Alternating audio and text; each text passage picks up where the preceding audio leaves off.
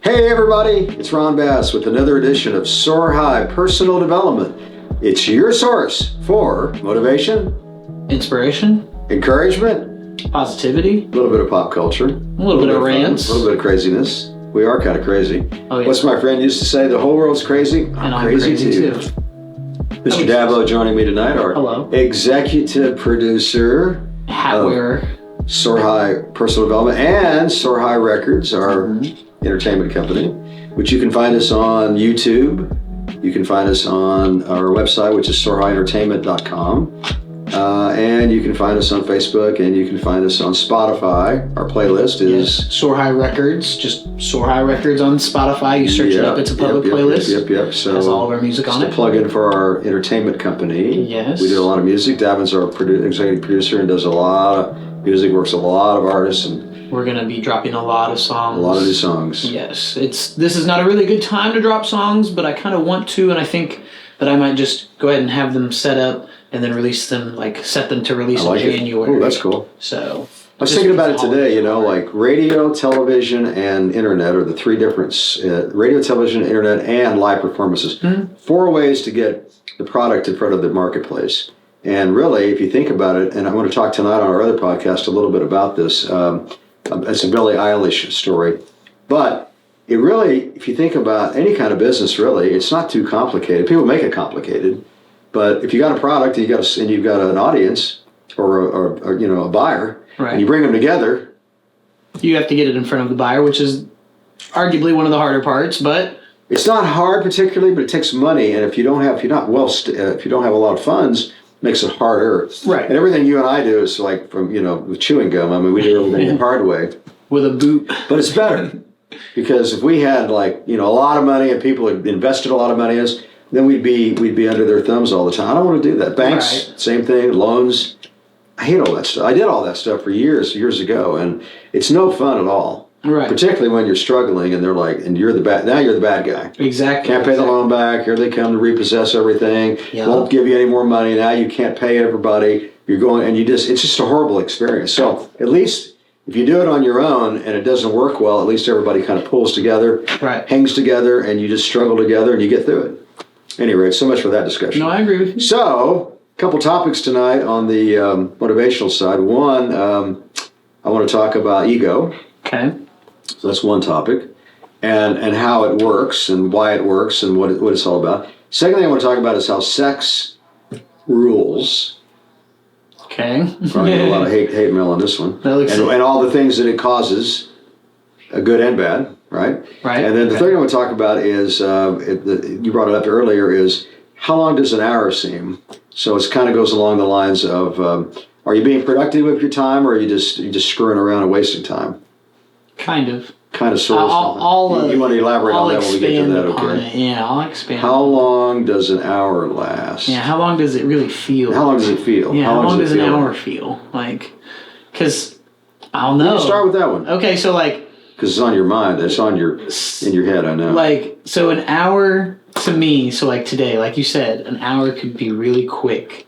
And it's damn, where'd all my time go? I woke up, got out of my bed about 5 p.m., which I work overnight. So 5 p.m. is normal for me. That's about 5 a.m., it's early for me. Right. That's your morning. Yeah. And I got out of bed and I was like, okay, I'm going to go in and be at the studio. I stop and get some food and eat and talk to my family, and next thing I know it's 6:30, 7, and I'm like, damn, wow. Okay, where's all my time went? And then we start working on a song. Next thing I know it's 8:30 and it's time to come do the podcast. And now we're working and it's 8:50. You see what I'm saying? The day's going really fast whenever you're in a productive sort of mode. Right. I think is really where you're coming at. Right. Where you get it, where you're getting what you're trying to say. And I feel the same way. Like I was telling you earlier, today it was so busy that the day just went by. I mean, it's just like, wow, look down, it's 5 o'clock. And it's like, wow. And then you also think about we're in, what month are we in? November? Yeah, we're almost December, yeah. Yeah, about to be in December. And yeah. I remember, it feels like June when we had our show outside. No, it feels like that was just a second ago. It felt like... Speaking of the show outside, I asked you the question about how come it sounds so exciting how come the sound sounds so good outside? Mm-hmm. And you said, Ron, if you know what you're doing, I can make it sound good anywhere. And I thought a lot about that since we talked about that. I can make it sound good in here. That's crazy. If I really wanted to. I mean, that's like confidence in your skill level. Like you're over the top with your talent level to be able to do all these crazy things in producing and sound and making things happen in a live setting. It's crazy. Thank you. I appreciate Even like that. the podcast. It's just, you have so much talent. Thank you. I appreciate that. So the sound, that's it. It's just fascinating to me. Thank you. Yeah, it's like, so outside, like if you were to use like smaller speakers, like we had maybe 3 or 4 out there. If you were to only do like 2 or 3 2 speakers or they were smaller or anything like that, you're gonna drown it all out and it's gonna just kind of sound like nothing. There was also like the hill made a big difference, the water reflecting it back at us. That's interesting. We've never thought about that. Yeah, everything kind of plays into it. But you understand all that. You get all that. That's a little bit, for the most part. That's crazy. For the most part, yeah. Back to the like time thing. Yeah. So the other thing is that sometimes like weeks or days will feel like weeks. No, you're right. Like I'll have 2 or 3 days and I'm like last week and somebody will be like, no, that was 2 days ago. And I'm like, what? I don't remember that. Really? Yeah. Like, I don't know. Time is very weird. Well, I want you to think about something else. How long have I known you? 5 years, 4 years? Where did that go? That's what I'm saying. Man, I was just your age in my mind, like just the other day. That's what I'm saying. All these years later, it's like, how did I get old? It's crazy. But then also, that's the way it works. Then also, like if, like you said, like maybe for an hour you're not doing something, like an hour laying in my bed, like right when I first wake up or when I go to sleep. That's the longest hour ever. It feels like it goes on forever and ever and ever. It drags. You know what I'm saying? So time is just weird. I go through this weird thing in the morning where I'm sleeping really soundly, then I get up to maybe go pee, and I go back and I want to like get an extra 10 minutes or 15 minutes or 30 minutes, but it's never the same. Right. Yeah. Because you're out of that real deep sleep, and which is so good, and you can't get it back. And it's like, damn it, now I got to get up, I got to get dressed, I got to go to work. And it's just, I don't know, it's just like, it's not exciting at that point for me. Once I get to the office and I get some coffee and I get going and things are happening, I'm rocking and rolling. Yeah, we're ready to go. There's that period in the between there, I'm just not real excited about anything. Yeah. I feel like I'm burdened. I don't like that. You know what's crazy? So, remember how like a year and a half, 2 years ago, we had a podcast and we were talking about time management and how there's 24 hours in a day. And yes, there are. But sometimes you want to stay in bed for that extra hour, That's a 30 good point. minutes. That is a good point. And you just don't feel sleep up is to the best doing drug. anything. That's why people like to sleep. I agree. It's a drug. It's a drug.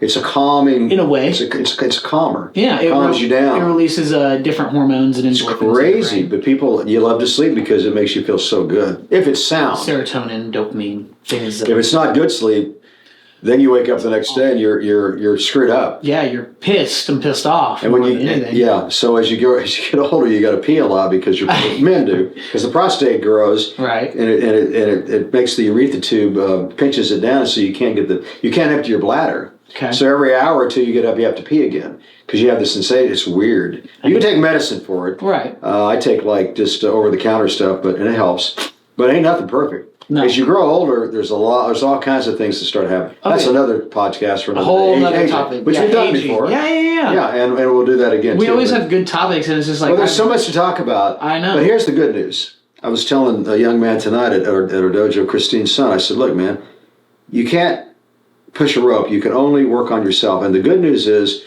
every single day you have the opportunity to improve your life. That's why we do these podcasts, to inspire people, to give them information based on our own life's experiences, not something out of a book. But I can talk to the audience and say, hey, you want to talk about this topic, this topic, this topic? I've probably been there, done that, has some kind of relationship with that experience.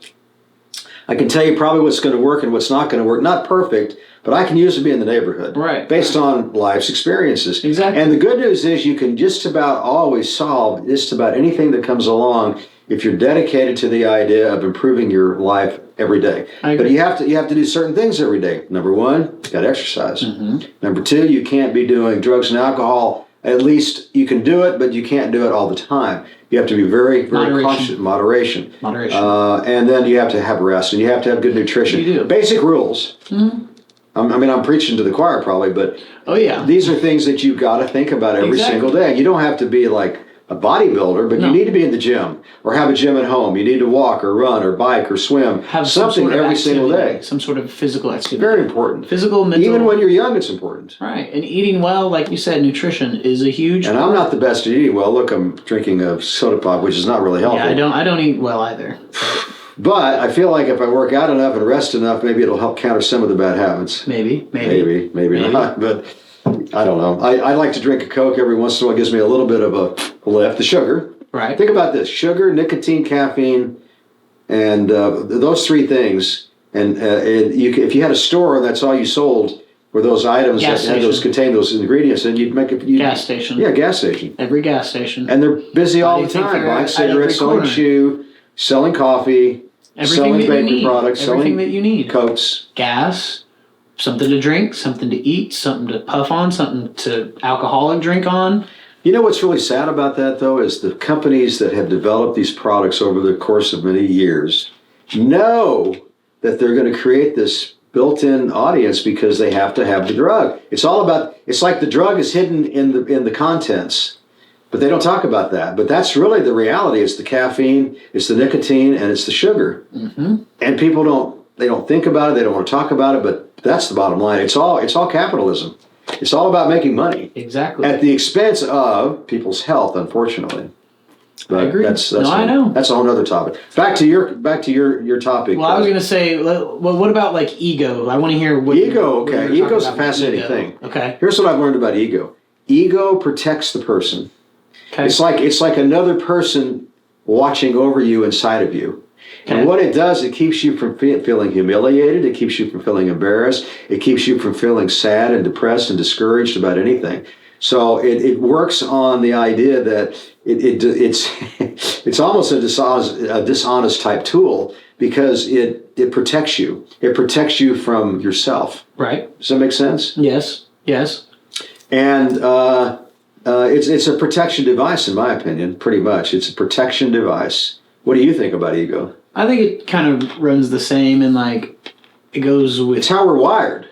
Yeah, and it goes with like pride. Like Pride. If you have a lot of pride and you have this really strong ego, and like People put you down, you're like your ego steps in. Like, Right. hey man, I'm a good guy. I'm okay. Yeah, you get defensive, and like I said, your pride kind of Defensive. comes together, and it's like you just start to really think about all of.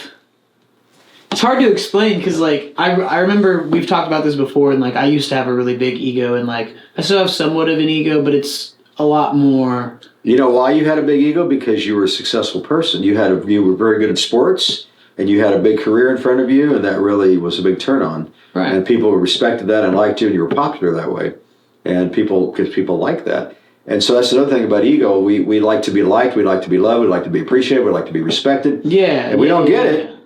Then the ego steps up and says, "Hey man, wait a minute here. I'm that guy. You gotta do this for me, or if you don't, screw you." I also think that it like goes the opposite way too. Like, so say if you're not getting like the attention or the accolades or whatever, all of the things you listed, and your ego says, "Hey, what about me over here?" It starts to shrink, and it's like you start to lose confidence in yourself. Like that's kind of the thing that I've been going through the last couple of days is like just really trying to like find the confidence in myself and the decisions that I'm making, overall.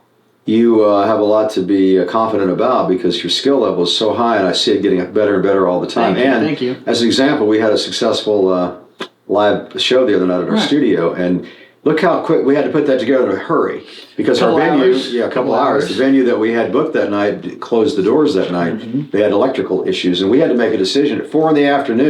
to either cancel our show, which we'd advertised, or find another venue. So we opted to have it at our studio, which is a lot smaller venue. But you put it together. You got the sound up. You got the set list. We were able to have somebody in place to send them to our location, and we pulled it off. Exactly. And you pulled it off, and it was great. Everybody loved it. That's the best I could tell. Yeah, everybody had a good time, and like it's good. It's good. It's I don't know. It's like.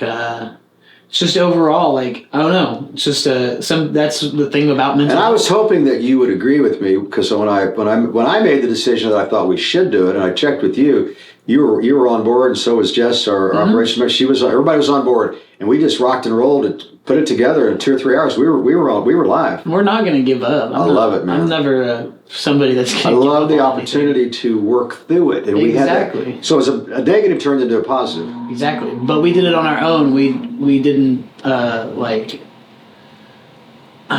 we didn't let it get to us. We didn't let it win. The other thing I loved about you at that moment, zero hesitation. When I brought it to your attention, you said, "Let's do it, man." Right now, you didn't even think you want to discuss it. Should we? Bam, let's go. Yeah, I love that. What's the other option? I love that about you. The other always option gung-ho to was make it happen. to cancel the show, have a night off, whatever. We can do that whenever. Okay, we can't have a show just whenever. I mean, we can, but you know what I mean. Like. So I say all that to say this. That's another great reason why you should have a lot of confidence in yourself. A lot of confidence. But you know what? We're human beings. Mm-hmm. Things affect us. Mm-hmm. And everyone's affected in relationships are affected. Relationships affect us with our friends and our family and our loved ones and our lovers and our wives and our husbands. And anybody. It affects you. Money affects you. Mm-hmm. Pressures of life affect you. Health affects us. Pressure's a really good one. No, I want you to expand on that one. Like pressure, like that's another thing I've been feeling is like no matter what, even if we did have a successful show, it still feels as though I have failed in one way or another, and it's just a constant cycle of like. Even though something good happened, there's a little bit of failure there. Well, that's the problem with being a perfectionist. What would your expectations be for you not to have felt like you had failed at something? What would that expectation be? It's going to take so much. It's like, I don't know. Well, in other words, you wish that we had our own PA system that night. You wish that you had more people in it. You wish we had more income that night. You wish that we had... You couldn't have had better music. Right. The talent was tremendous. It's like, it was successful. Don't get me wrong. But you still feel like you failed because... It's the mental health thing. It's being a perfectionist. Being a perfectionist, right. Which I read a big article about perfectionism. I have another close friend that's got that thing going, and he's a perfectionist. But the reality is... A perfectionist is somebody who's afraid to fail. Terrified. Terrified to fail, right. Terrified. So that's the deal. Have I ever had That's the deal. Like the last however long, it's always been in limbo of like... But that's a confidence thing. You're right, it's a circle. Yeah, it's a big, giant circle. The only way to solve that problem, in my opinion, is to always address it in head-on therapy, discussions, conversations, and keep feeding your ego with real information. Mm-hmm. Like, hey, think about this, Davin. We pulled it off. We had the show. People liked it. We had a good attendance. We were able to make it happen. People liked it. That's success, Davin. That's success, Davin. Exactly. If you keep, they're all saying you become what you think about. So you have to it's almost like self-talk, mm-hmm. self-talk. You always have to pump yourself up and boost your own confidence. And that's probably the only way you're going to get through this eventually to where you're better. You may never be perfect at it, but you'll improve yourself. I promise you that. I've been thinking I feel as though I'll always have that little voice in the head that says you didn't do this one thing. You know how you were saying a couple days ago? Yeah. It was I don't want to be on my deathbed wishing that I did one thing or another or anything like that. I could be out on the beach, millionaire, Grammy winner, whatever, and I would still feel as though I need to do more. There's more. Well, let's analyze that statement. More. That's still better than the guy that's sitting on the couch eating bonbons all day, smoking pot all day long, and not getting off the couch and gaining weight. So even if you're not 100% satisfied with yourself that way, it's still 1,000,000% better than the average guy on the average person. So you have to analyze that. Right. Okay, so I've got a little depression. So I've got a little bit of ADHD. So I've got a little bit of this. Who cares? The idea is that every single day I'm going to be productive. I'm going to help people. I'm going to help myself. I'm going to make things happen. I'm going to pull the trigger. I'm not going to give up. I'm not going to give up. I'm going to seek help to accomplish the goals, and whatever it takes, we're going to get there. Yeah. That keeps you busy enough where you don't have time to be negative or time to be worrying about anything. You just keep focused, keep the blinders on. And I agree. And I'm saying this to you, but I'm also saying it to the audience. Right. There's a lot of people out there that are feeling the same way you feel. That's why I was bringing it up. You know, I was it's great. I know that we can have a good discussion about this because we're not only business partners, we're friends as well. We can always talk to each other about almost anything. I told somebody tonight, this young man is sitting here watching our podcast. I said, look, man, always going to be a struggle every single day. Many struggles.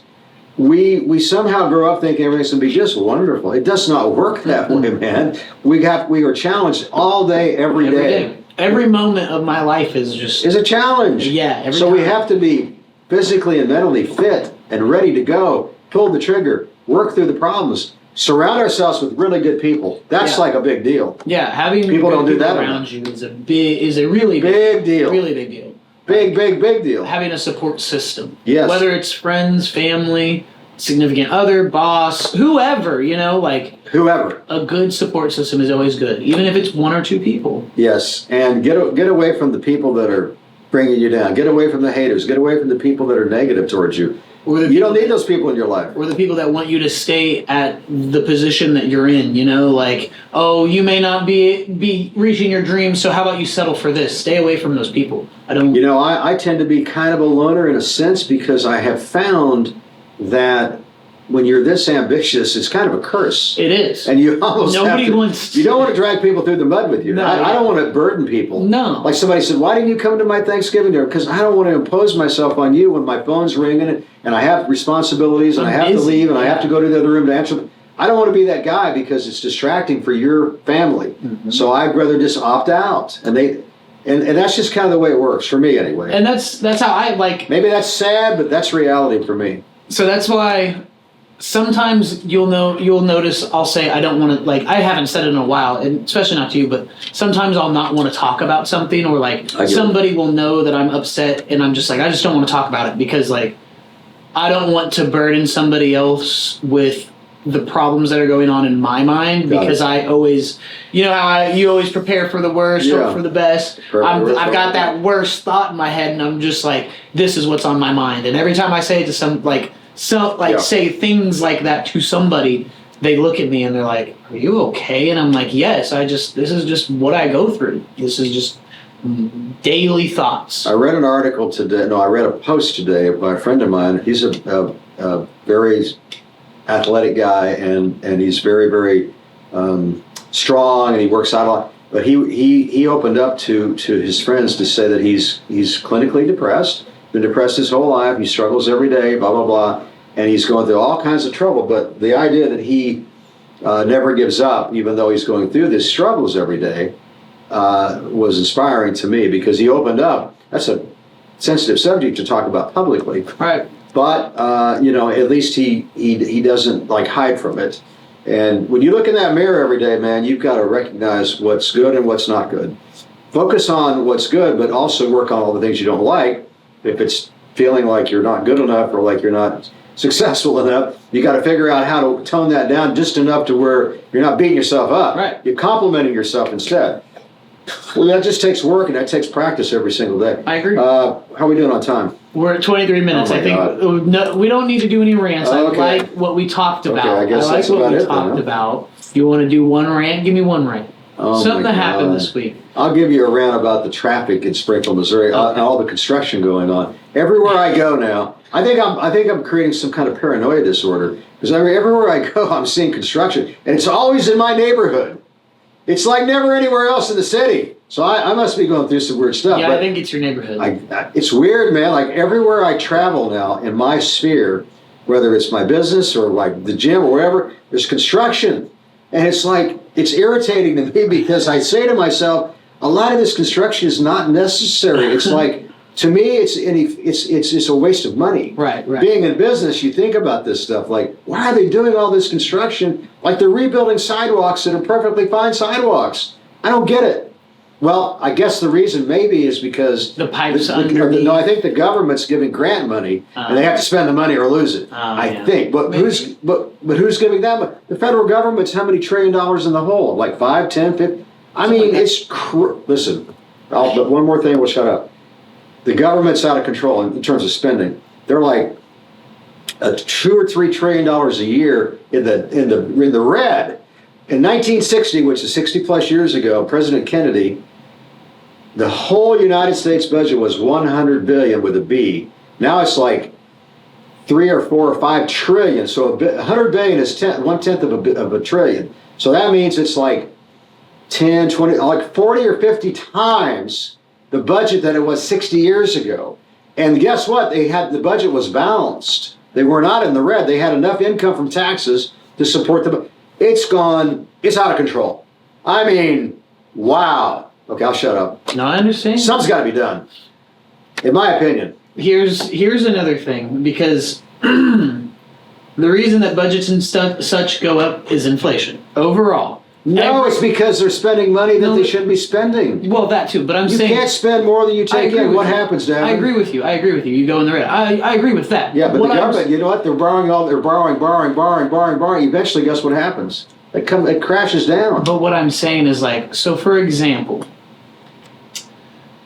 military, they spend $99 billion on the military every year. It's like $1 trillion, $2 trillion. Okay, so something like that. $1 zillion. Something like that. Which we need to. Right, I understand. I get where you're coming from. What I'm getting at is a tank that costs $7 million right now costs $1 million a couple years ago. I'm just saying, but that's only a little part of the problem. That's not the whole problem. But you stack a million pennies. No, here's the biggest problem is that the lawmakers are being irresponsible. And I agree with that. I hate that. I agree with that. They should be the most responsible of all the public. They are the most irresponsible. I agree. And it's crazy. they're all a bunch of old men. I'm sorry about old men. You need to get a bunch of young people. I agree. Okay. I agree. All right. Any last closing thoughts? No. Get young people in office. Get young people in office. So everybody out there that's young, run for office. Okay. Well, until next time, just remember this. If you don't give up, the stars will always line up. Stay positive.